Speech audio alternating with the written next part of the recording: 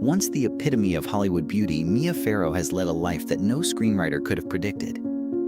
Farrow is a live example of the depth that lies beyond the silver screen, from her eerie performance in Rosemary's Baby to her contentious relationship with Woody Allen. Few are aware that despite the admiration she received from viewers on screen, she was quietly subjected to oppressive control and intolerable pressure from her co-workers.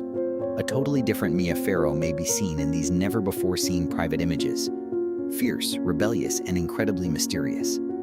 Born in Los Angeles on February 9, 1945, Mia Farrow came from a family rich in Hollywood customs. Her mother, Moreno Sullivan, was the well-known actress who portrayed Jane in the Tarzan movies, and her father, John Farrow, was an Oscar-winning filmmaker. Mia was exposed to the glitz and glamour of show industry from an early age.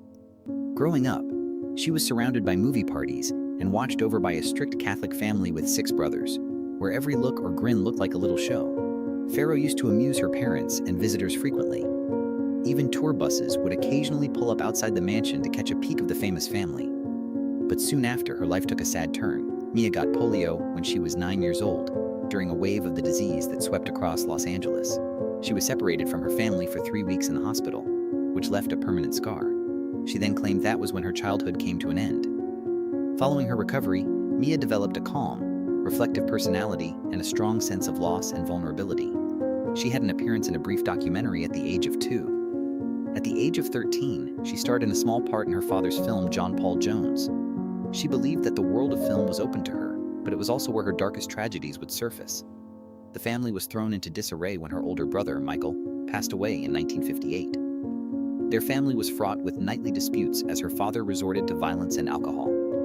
John Farrow passed away from a heart attack when Mia was just 17 years old, leaving a hole that will always be there. Mia started modeling to support her mother, who supported the family by working on Broadway.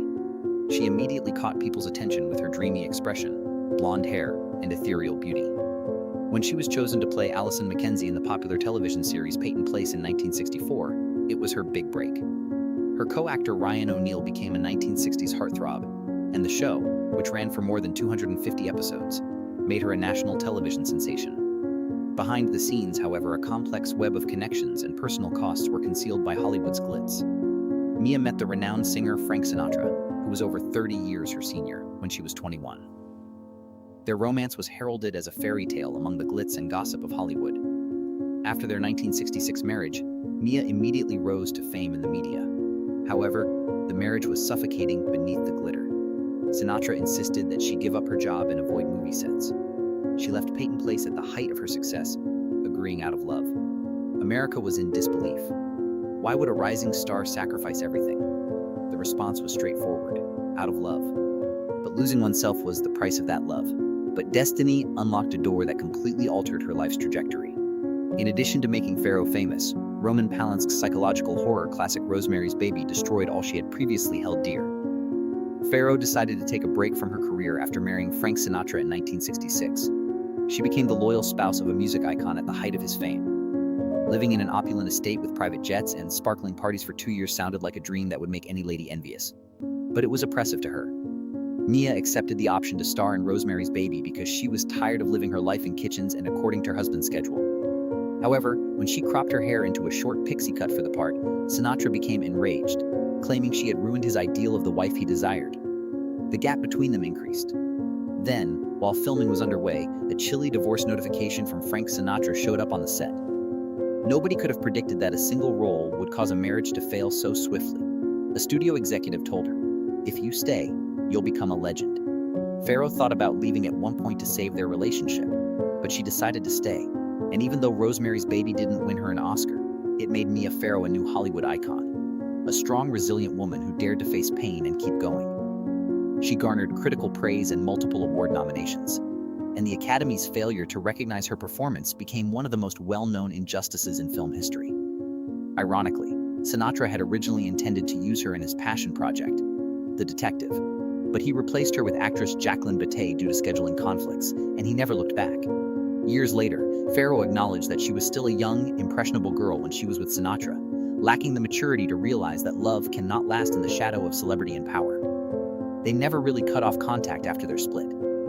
When Sinatra died in 1998, many years later, Farrow continued to refer to him as an old friend I once loved deeply. Rosemary's career had been salvaged by her baby, and she had grown through the suffering. She subsequently decided to pursue a more somber artistic career, collaborating with luminaries such as Dustin Hoffman, Elizabeth Taylor, and Robert Mitchum. However, Mia Farrow's admission to the London-based Royal Shakespeare Company in 1971 as the first American actress marked the true turning point.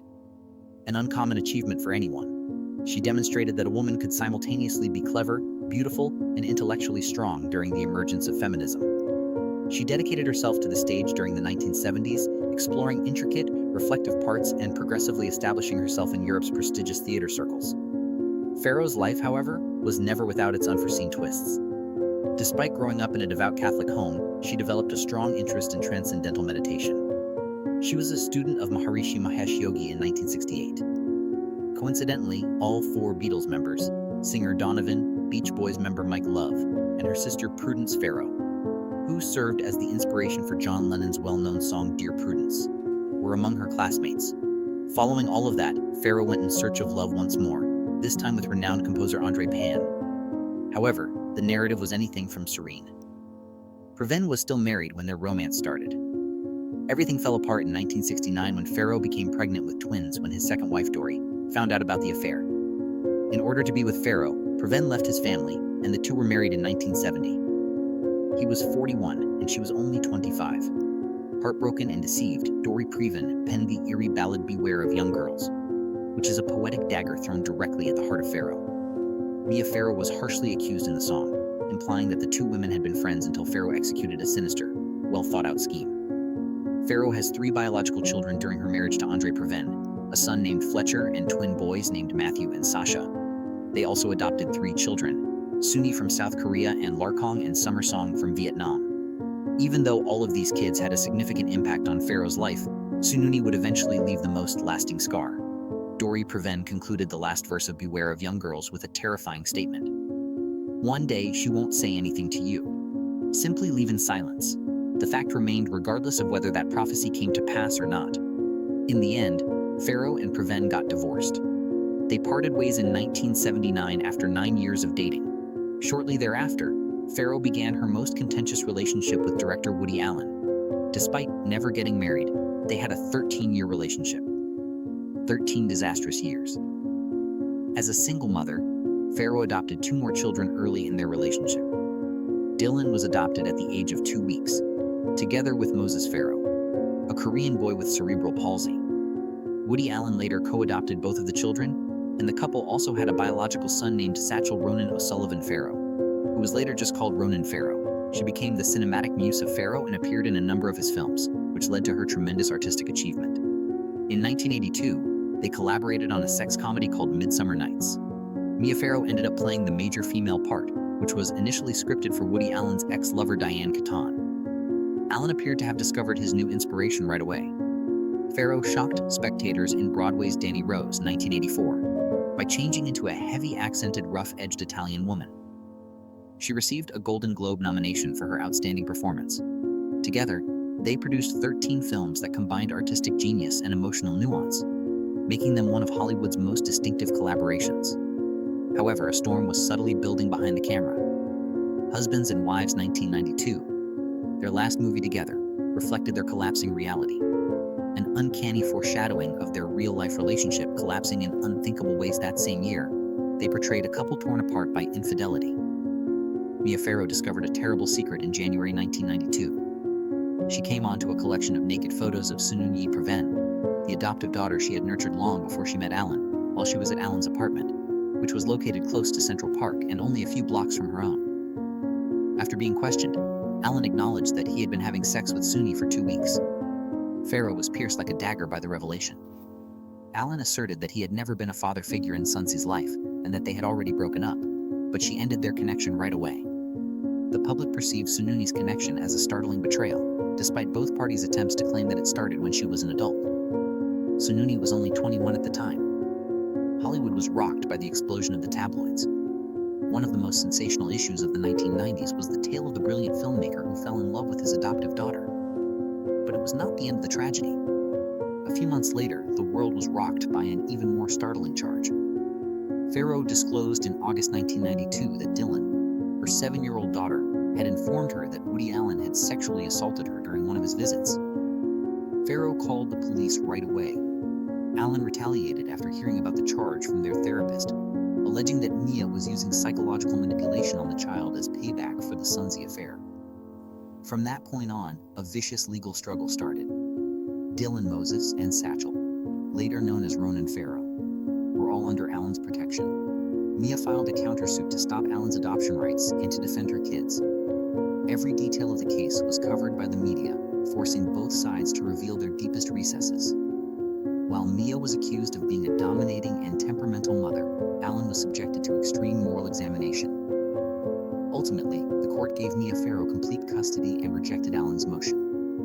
To spare Dylan more suffering, prosecutors later dismissed criminal charges, although there were still many unresolved issues in the case file. Additionally, the court denied Mia's motion to end Allen's adoption, thus he was still legally the father of Dylan and Moses. Their entire world fell apart after the trial. With 10 adoptive children and 4 biological children, Mia continued to raise her enormous family of 14. She dedicated her life to humanitarian work and providing care for abandoned children worldwide, becoming a symbol of tenacity. But not all of them supported her.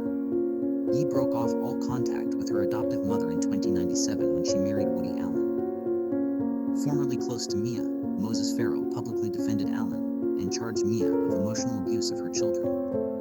Her biological son, Ronan Farrow, who had seen it all, subsequently became one of her most ardent supporters and a Pulitzer Prize-winning journalist, bringing sexual abuse issues to Hollywood's attention. However, tragedy haunted Mia's family long after the conflict with Woody Allen was over.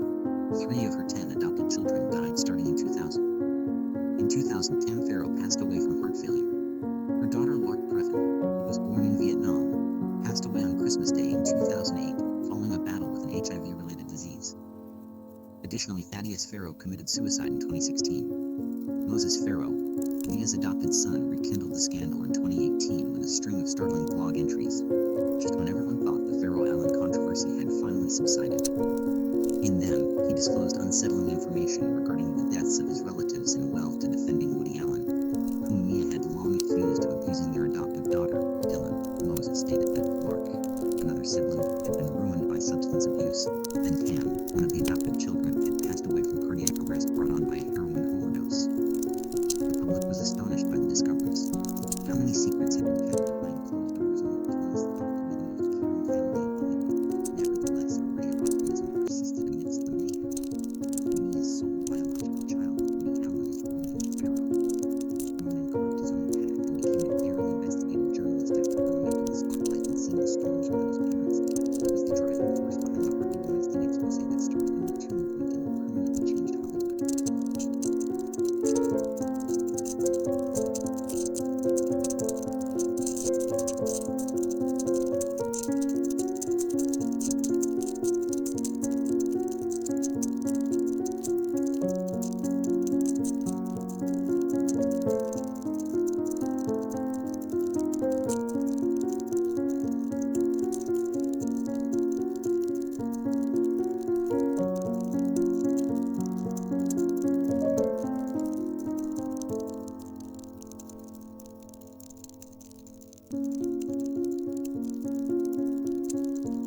She has traveled hundreds of miles to crisis areas like Darur as a UNICEF Goodwill Ambassador, providing children living in violence with food, medicine, and hope.